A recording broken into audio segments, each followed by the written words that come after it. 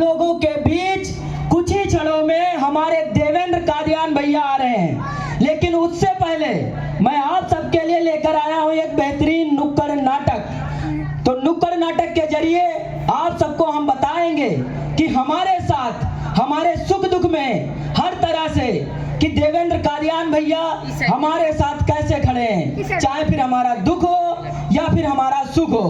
तो उसके लिए आप देखिए एक नुक्कड़ नाटक, क्योंकि अगर हम बताएंगे ना तो ऐसे समझने में थोड़ी दिक्कत होगी, लेकिन अगर हम वही करके दिखाएंगे तो समझने में कोई दिक्कत नहीं होगी। तो सबसे पहले आप लोग देखिए हमारा एक नुक्कड़ नाटक।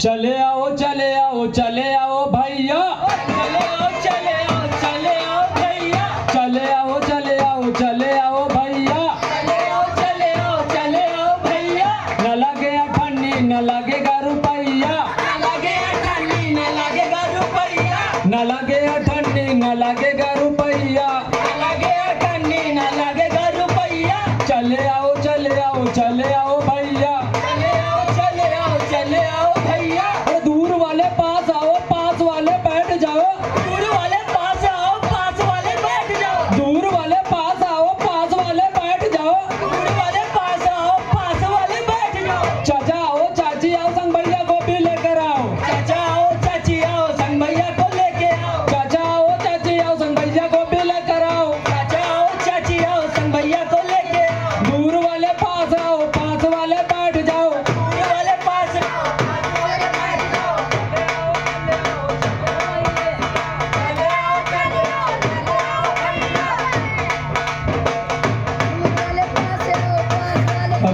चले आओ चले आओ चले आओ भैया, चले आओ चले आओ चले आओ भैया।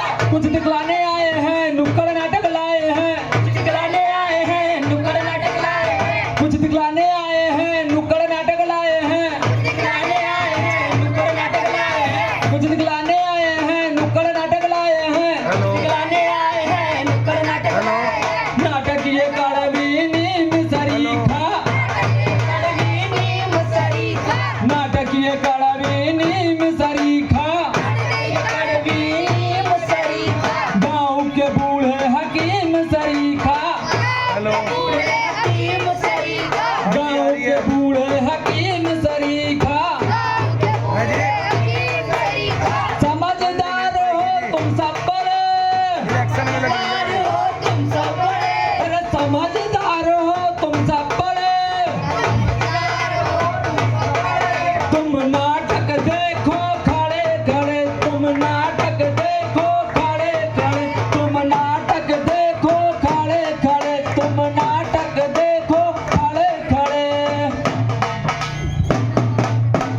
तो भैया हम पहले आपको बता दें कि हम हैं जाति के कुम्हार और हमारा काम है मिट्टी के बर्तन बनाना और उनको बाजार में बेचना। और वही काम ताई हमारे पिताजी भी करते थे, मिट्टी के बर्तन बनाते थे, बाजार में बेचते थे। तो मैं चाहता हूँ कि अगर वही काम हमारा लड़का सीख ले तो खानदान का नाम भी रोशन हो जाएगा और परिवार का खर्चा भी चलता रहेगा। लेकिन ताई हमारा लड़का इतना बदतमीज है कि पूरा दिन सिर्फ घूमा करता है, लेकिन घर के काम काज नहीं करता कि जो खानदान का काम सीख ले। अब बताओ फिर कहीं निकल गया किसी के साथ है, ये तुम्हारे साथ तो नहीं गया है? अब वो तो बता रहा था कि तुम्हारे निकल गया है। चलो मैं आवाज ही दे लेता, खुद ही बताएगा कि अरे रामू, अरे बेटा रामू, प्यार से बुलाना पड़ेगा, ऐसे सुनेगा नहीं। अरे रामू बेटा। हाँ पिताजी। कहाँ निकल गए थे भैया? अरे वही जहाँ सुबह शाम जाते हैं। कौन सा जरूरी काम करने जाते हो? अरे कंचा खेल लेते इनके साथ में। बहुत बढ़िया, देख रहे हो ताई कितना इम्पोर्टेंट काम करता है, तुम्हारे साथ ही कंचा खेल रहा था, बता रहा है। अरे भैया अगर सुबह शाम कंचा खेलोगे तो घर के कामकाज कब सीखोगे? अरे कौन सा काम? वही अपना पुश्तैनी काम, मिट्टी के बर्तन बनाना और बाजार में बेचना। देखो पिताजी, ये काम हमसे नहीं होगा। यही लाइन हम भी बोलते थे बचपन में कि अपने पिताजी से हम नहीं करेंगे पिताजी। कूट कूट के हमें काम सिखा दिया गया। अब हमें लग रहा तुम्हें भी कूटना ही पड़ेगा। अरे कूटते तो आप दिन भर हो, शाम को भी कूटते हो। तो अब ना कूटना पड़े, ऐसा करो, वो रहा तालाब, अब वहां से जाओ मिट्टी लेकर आओ। पिताजी हम नहीं कर पाएंगे। अरे बड़े बड़े करना सीख गए, लेकिन बस वही है कि कूटना पड़ेगा। जाओ चुपचाप मिट्टी लेके आओ, जाओ। पिताजी हम नहीं कर पाएंगे ना। जाओ भैया, नहीं तो तुरंत पहुंचाएंगे वहाँ।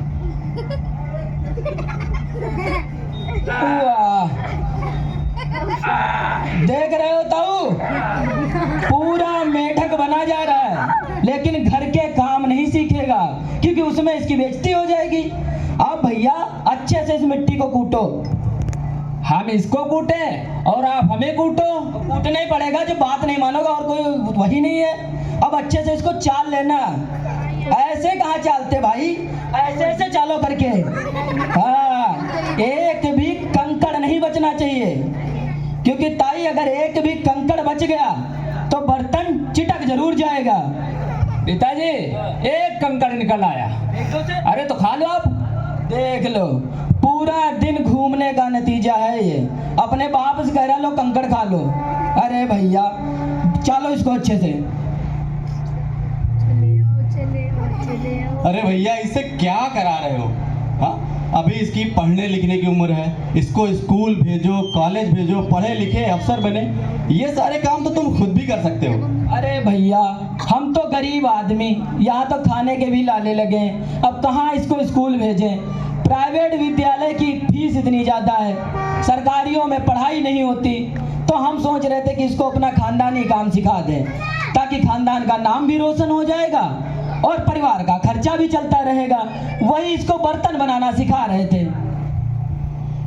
देखिए बिल्कुल यही समस्या होती है यदि आप सही प्रत्याशी का चयन नहीं करते हैं। जैसे इनका लड़का नहीं पढ़ पा रहा है, पर इनको मैं बता दूं कि हमारे बड़े भैया देवेंद्र कादियान जी, जो कि काफ़ी पहले से ही अपने गन्नौर को बेहतर बनाने के लिए बहुत सारी योजनाएं ला चुके हैं और लाएंगे भी, जिसमें शिक्षा के क्षेत्र में वो बेहतर कदम उठाए हैं। जैसे पढ़ने वाले बच्चों के लिए मुफ्त कोचिंग की सुविधा, साथ ही साथ लाइब्रेरी की सुविधा।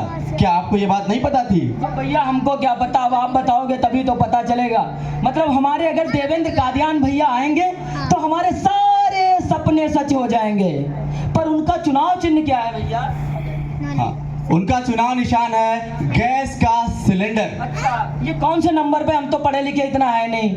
हाँ, ये 9वें नंबर पर है। तो भैया हमारे बड़े भैया देवेंद्र कादियान जी, जिनका चुनाव निशान है गैस का सिलेंडर, जो कि 9वें नंबर पर है, उसको दबाना है और उनको भारी से भारी मतों से विजयी बनाना है और साथ ही साथ अपने बच्चों का भी भविष्य बेहतर बनाना है। बिल्कुल ताई, हम तो समझ गए कि हमें 9 नंबर वाला बटन दबाना है, गैस के सिलेंडर के आगे वाला। क्योंकि अगर देवेंद्र कादियान भैया आएंगे तो अपने सारे सपने सच हो जाएंगे। हमने भी ताई एक सपना देखा था कि हमारा लड़का कम से कम ना ज्यादा तो डीएम तो बन ही जाए। अब छोटी मोटी बातें नहीं, छोटी बात है कि डीएम बन गया, बहुत खुशी है। अब भैया तुम करोगे पढ़ाई, क्योंकि अपने देवेंद्र कादियान भैया जीत जाएंगे तो हमें जो ये फीस भरने की टेंशन है ये खत्म हो जाएगी। तो तुम पढ़ लिख कर बनोगे कलेक्टर। मतलब पिताजी हम कलेक्टर बन गए? तुम कलेक्टर बन गए, मैं पूरे गांव ताई ऐसे कल्लू कुम्हार का लड़का कलेक्टर बन गया। अब ताई हमारे मुँह से आती नहीं, वरना हम ऐसे भी कर देते। अब क्या करें? तो कल से तुम जाओगे विद्यालय और इसके साथ जाना, कंचे मत खेलना, साथ हम जाना, ठीक है? और मिट्टी के बर्तन वगैरह हम ही बनाएंगे और हम ही बाजार में बेचेंगे, ठीक भैया? जाओ। बिल्कुल पिताजी। तू भी चले। अरे कल्लू, तू भी जाइए भी डाल ले। अरे कल्लू कहाँ रह गया? हाँ पिताजी। बेटा गर्मी इतनी ज्यादा है कि गला सूखता जा रहा है, बड़ी जोर से प्यास लगी है, एक गिलास पानी पिला दे। ठीक है पिताजी, लाता हूँ। अरे रज्जो, ओ रज्जो, अरे सुनती हो रज्जो? मुझे नहीं सुनना आपकी कोई बातें। अरे क्यों, क्या हो गया? आपको नहीं पता क्या हो गया? मैं ख्वाब देखता हूँ क्या जो मुझे पता रहेगा? आप गांव में रहते भी हो? तो क्या विदेश में रहते हैं? अगर विदेश में नहीं रहते तो आपको यहाँ की सुविधाएं नहीं पता कुछ? अरे तुम कहना क्या चाहती हो रज्जो? अरे अभी तक आपको इतना नहीं पता चला ना तो इस गांव में शौचालय की सुविधा है और उसी के साथ साथ ना तो इस गांव में पानी की सुविधा है। अरे ताई अब आप ही बताओ, हम इतने दिनों से इस गांव में रह रहे हैं ना, यहाँ पे ढंग का घर बना है। इस घर में बारिश के टाइम पे जब देखो तब पानी टपका ही करता है। दिखा देना औरतों वाली जात टपकती रहती है। पानी लाओ, पिताजी को पानी दे, प्यासे हैं। नहीं देंगे, हम जा रहे हैं घर छोड़ के। ऐसा है? सही सही बातें करो हमसे, समझी कि नहीं? चली जाओगी, वापस लाएंगे नहीं, समझी? पानी लाओ, हम जाए लेकर आए पिताजी को। हम पानी नहीं देंगे तो नहीं देंगे। वाह रे औरतें वाह। क्या हो गया? तू तो खाली हाथ वापस आ गया। अरे पिताजी वो कह रही कि पानी नहीं देंगे। पानी नहीं देंगे? यहाँ प्यास के मारे जान जा रही है, तुम्हें पानी नहीं मिल रहा? क्या हो गया? कह रही है कि ना कोई सुविधा मिल रहा है ना कोई सुविधा? अरे समय से खाना पानी रोटी सब तो मिल ही रहा, और कैसी सुविधा चाहिए छोरी को? कह रही घर छोड़ के जा रहे हैं मायके। घर छोड़ के जा रहे हैं? अरे ऐसा क्या हो गया तुम दोनों के बीच? वही औरतों वाली आदत तो आ गई उसको, कोई भड़का दिया, समझे? अरे क्या हो गया तुम दोनों के बीच? कोई दिक्कत तो नहीं है? कह रही है कि कोई सही प्रत्याशी चुनो जो मुझे सारी सुविधा उपलब्ध करवा सके। अरे राम राम ताऊ, राम राम ताऊ, आपके घर से इतनी ज्यादा आवाज का है? अरे क्या हो गया? अरे वही समस्याएं हमारे बहू बेटियों के लिए कि शौचालय नहीं है, पर मुझे भी लगता है बात तो सही कह रही है, पर हम कर भी क्या सकते हैं? अब तुम ही बताओ। देखो भैया, जो बीत गया उस पर कुछ नहीं हो सकता, लेकिन आज के टाइम पे हम बता सकते हैं कि आज अपने बीच में एक ऐसे प्रत्याशी हैं जो सत्ता में होने के पहले भी आपकी सहायता करते थे और आने के बाद और ज्यादा सहायता करेंगे। लेकिन उसके लिए आपको बहकना नहीं है, सही डिसीजन लेना है कि कौन प्रत्याशी हमारे लिए सुख दुख में खड़ा है। अरे भाई तू ही बता दे, ऐसा कौन सा प्रत्याशी है जो हमारे दुख सुख में खड़ा है? अरे भैया, अपने देवेंद्र कादियान भैया जो हमारे साथ कदम से कदम मिला के चल रहे हैं, हर सुख दुख में हमारा साथ दे रहे हैं। जो तुम्हारे घर की समस्याएं हैं सारी दूर की जाएंगी, कच्चे मकान पक्के बनवाए जाएंगे, और वैसे भी पहले से उनकी एम्बुलेंस की सेवा चल रही है फ्री में, आगे चलकर और बढ़ाई जाएंगी। घर घर कूड़ा गाड़ी जा रही है, आगे चलकर और बढ़ाई जाएंगी। तो सारी सुविधाओं का लाभ अगर आपको उठाना है भैया, तो आपको वोट करना है गैस के सिलेंडर वाले बटन पे, और वो है हमारे 9 नंबर पे। समझ गए भैया?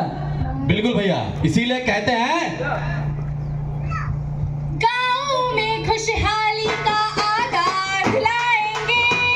गाँव में खुशहाली का आगाज लाएंगे। समय समय पर योजना का ध्यान जी लाएंगे। समय समय पर योजना का ध्यान जी लाएंगे।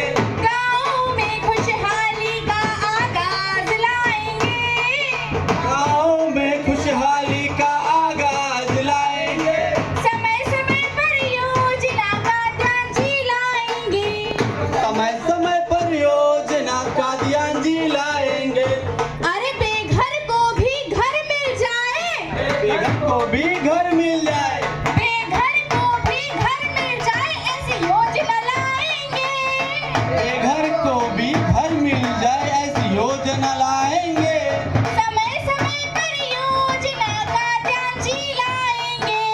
समय समय पर योजना का ध्यान जी लाएंगे।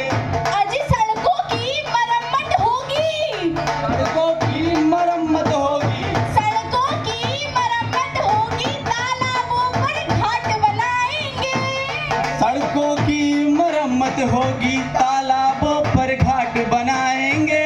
समय समय पर योजना का ध्यान जी लाएंगे। समय समय पर योजना का ध्यान जी लाएंगे।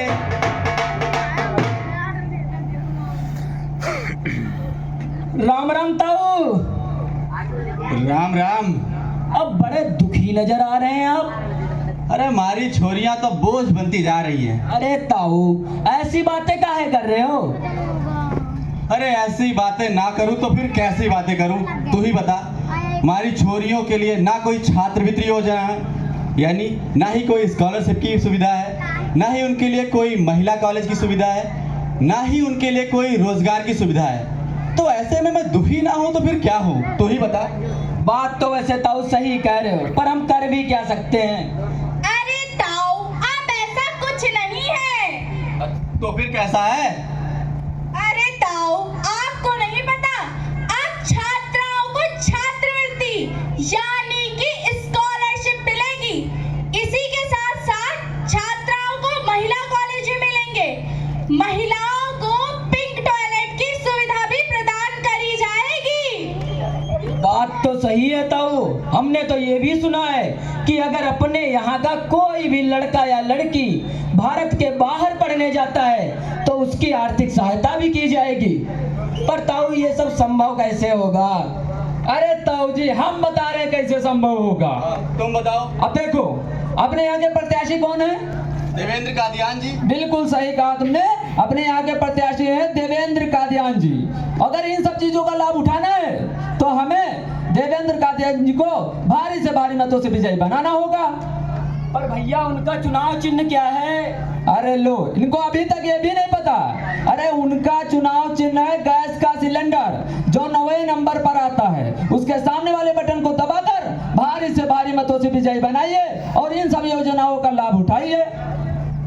बात तो सही कह रहे ताई, हम तो गए हैं समझ, और आप सब हमसे ज्यादा समझदार हैं तो आप भी समझ गए होंगे कि हमें क्या करना है कि गैस के सिलेंडर के आगे वाला बटन दबाना है, यानी 9 नंबर पे, और अपने देवेंद्र कादियान भैया को भारी मतों से जिताना है, ताकि उनके आते ही हमारे यहाँ तो खुशहाली आएगी आएगी, साथ ही साथ पूरे गांव में खुशहाली आ जाएगी। तो और साथ ही साथ हमारे देवेंद्र कादियान भैया ने बहुत सारे संकल्प लिए हैं, जिसमें से पहला संकल्प है कि पढ़ेगा बढ़ेगा हमारा गन्नौर, जिसके अंतर्गत मुफ्त कोचिंग लाइब्रेरी, जो कि हमारी पहले से भी चल रही है और ज्यादा बढ़ाई जाएंगी।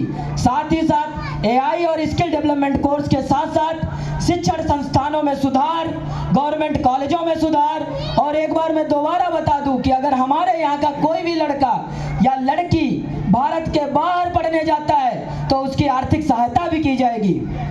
और इतना ही नहीं, आप लोगों के स्वास्थ्य सेवा के लिए उन्होंने बहुत ही अच्छा कदम उठाया है, जैसे कि ट्रामा सेंटर हो गया और सरकारी अस्पतालों में सुविधा और देवा क्लिनिक की स्थापना भी कराई जाएगी।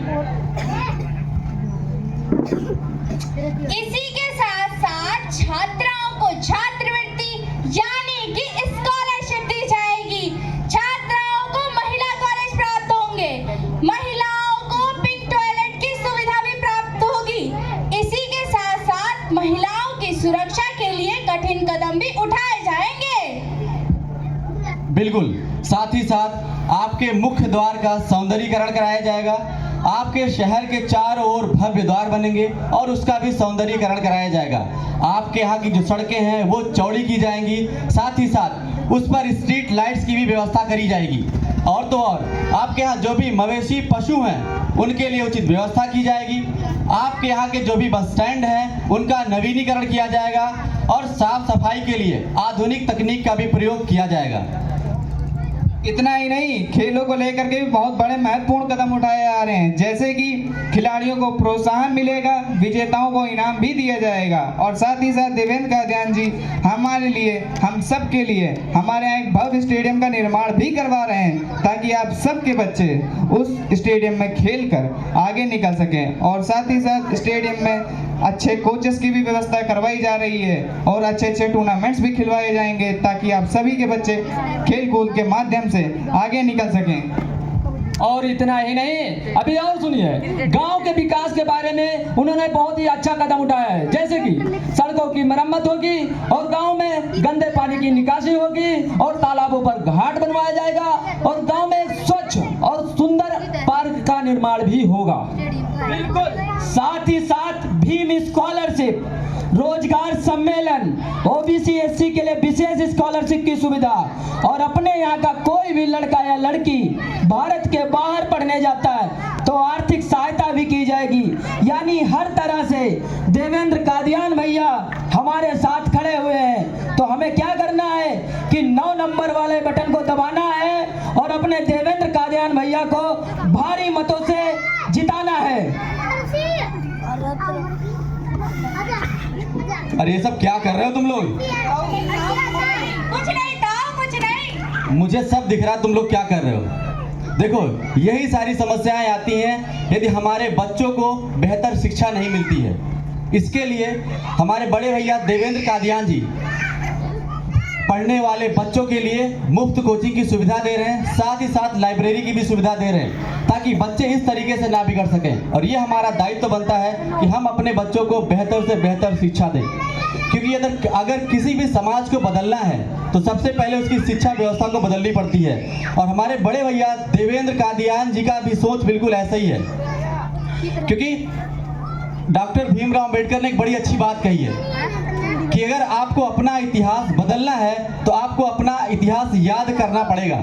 इसका मतलब यह है कि हम यदि समस्याओं से जूझ रहे हैं, कहीं ना कहीं वो हमारी समस्या है। क्यों? क्योंकि हम जागरूक नहीं थे।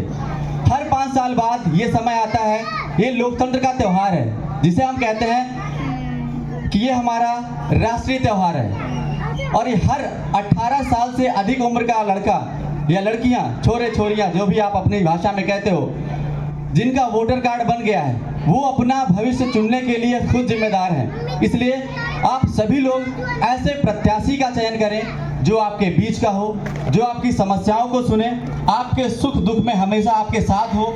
यदि आपको कोई भी समस्या होती है आप उससे बेहिचक जाकर कह सकते हैं। इसलिए एक ही प्रत्याशी ऐसे हैं जो हमारे आपके बीच में है, वो है देवेंद्र कादियान जी, जो कि एक समाज सेवी भी है। आप ऐसे देख सकते हो कि सत्ता में आने से पहले ही वह बहुत सारी एम्बुलेंस की फ्री सुविधा दे चुके हैं, और तो और बच्चों के लिए पढ़ने के लिए सुविधा हमने बताई। साथ ही साथ आपके गन्नौर को स्वच्छ बनाने के लिए उन्होंने घर घर कूड़ा गाड़ी के लिए व्यवस्था कर दी, जो आपके यहाँ का जो कचरा है वो निकाल के ले जाया जा सके। साथ ही साथ आप यदि एक जगह से दूसरी जगह जाते हैं, आने जाने की समस्या है, तो उसके लिए भी उन्हें फ्री अवकाश यानी मुफ्त का ई रिक्शा भी प्रदान किया है आप सबकी सुख सुविधाओं के लिए। तो आप ये सोचो कि जिस प्रत्याशी ने बिना सत्ता में आए इतने सारे काम किए बिना किसी उम्मीद के, तो आप सोचो कि सत्ता में आने के बाद आपके लिए क्या क्या करेगा वो। ये आपकी जिम्मेदारी बनती है, हमारी जिम्मेदारी बनती है, साथ ही साथ सबकी जिम्मेदारी बनती है। आपका एक वोट बहुत ही बहुमूल्य है, क्योंकि ये आपका एक वोट आपका भविष्य तय करता है, साथ ही साथ आपके बच्चों का भविष्य तय करता है, आने वाली पीढ़ी का भविष्य तय करता है। इसलिए किसी के बहकावे में बिल्कुल भी ना आए, क्योंकि आपका एक गलत डिसीजन आपके बच्चों की भविष्य को बिगाड़ सकता है। क्योंकि इसलिए कहते हैं भैया कि एक वोट भाई एक वोट, एक वोट भाई एक वोट, अरे एक वोट भाई एक वोट।